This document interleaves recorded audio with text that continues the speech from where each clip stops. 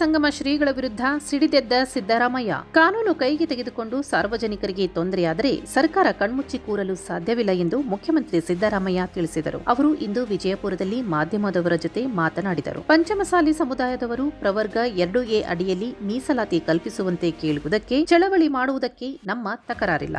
ಆದರೆ ಶಾಂತಿಯುತವಾಗಿ ಪ್ರತಿಭಟನೆಯಾಗಬೇಕು. ಕಾನೂನನ್ನು ಯಾರೂ ಕೈಗೆ ತೆಗೆದುಕೊಳ್ಳಬಾರದೆಂದು ಮನವಿ ಮಾಡಿದರು. ಸ್ವಾಮೀಜಿಯಾಗಲಿ ಯಾರಾದರೂ ಆಗಿರಲಿ, ಎಲ್ರಿಗೂ ಕಾನೂನು ಒಂದೇ. ನನಗೂ ಸ್ವಾಮೀಜಿಗೂ ಎಲ್ಲರಿಗೂ ಒಂದೇ. ಸಂವಿಧಾನದ 14ನೇ ವಿಧಿಯ ಪ್ರಕಾರ ಕಾನೂನಿನ ಮುಂದೆ ಎಲ್ಲರೂ ಸಮಾನರು ಹಾಗೂ ಕಾನೂನಿನ ಸಮಾನ ರಕ್ಷಣೆಯನ್ನು ಖಾತ್ರಿಪಡಿಸುತ್ತದೆ. ಪ್ರವರ್ಗ 2A ಅಡಿಯಲ್ಲಿರುವ ಸಮುದಾಯಗಳು ಪಂಚಮಸಾಲಿ ಸಮುದಾಯವನ್ನು 2Aಗೆ ಸೇರಿಸಲು ವಿರೋಧ ವ್ಯಕ್ತಪಡಿಸಿರುವ ಬಗ್ಗೆ ಪ್ರತಿಕ್ರಿಯೆ ನೀಡಿದ ಮುಖ್ಯಮಂತ್ರಿಗಳು, ಅವರ ಅಭಿಪ್ರಾಯ ಹೇಳಲು ಅವರಿಗೆ ಸ್ವಾತಂತ್ರ್ಯವಿದೆ. ಸ್ವಾಮೀಜಿಗಳಿಗೂ ಅವರ ಅಭಿಪ್ರಾಯ ತಿಳಿಸಲು ಸ್ವಾತಂತ್ರ್ಯವಿದೆ. ಅಂತಿಮವಾಗಿ ಸಂವಿಧಾನದ ಪ್ರಕಾರ ನಡೆದುಕೊಳ್ಳುತ್ತೇವೆ ಎಂದರು.